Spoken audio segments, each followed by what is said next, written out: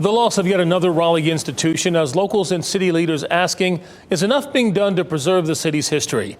WRO's Aaron Thomas is live in Glenwood South tonight, where owners of the first restaurant bar in that district announced today they're closing their doors. Aaron?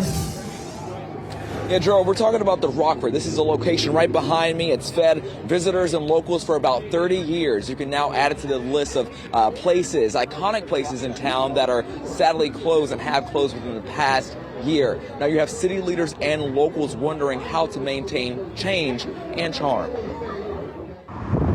Take a ride through downtown Raleigh. Cranes and constructions, a sign the capital city is rapidly growing. The concerning for me is development. Jonas Chisholm is passionate about Raleigh's music and nightlife scene. He, along with others, have noticed iconic and memorable places go away. The fact that those institutions are not being replaced by businesses attempting to recreate that energy that brought people to Raleigh over the course of the last 20 years. Places like the Rockford, Glenwood South's first restaurant. The owners mentioned, quote, unprecedented financial hardship and a letter that went public.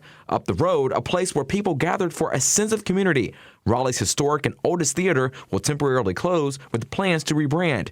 And the city's first ever Char Grill location that's fed generations of families and college students will be torn down and built into a high-rise. Raleigh has been evolving for over 40 years. A native of Raleigh, Councilman Corey Branch says he and city reps want to find the best way to make room for change in a strategic manner. Being sure that in holding on to the history that we do not hold back the future.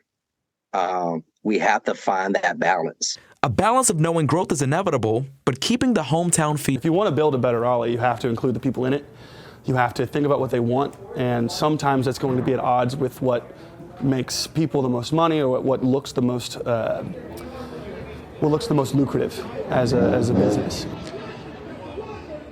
Now, tonight I caught up with another city councilman. I'll talk about Jonathan Melton. He says he credits the city council for saving other landmarks like Seaboard Station as well as the Creamery. This is also worth pointing out. Just this week, another landmark, Good Nights Comedy Club, recently opened in a new and permanent location. Gerald? These are local institutions. Aaron Thomas live in Raleigh. Thank you, Aaron.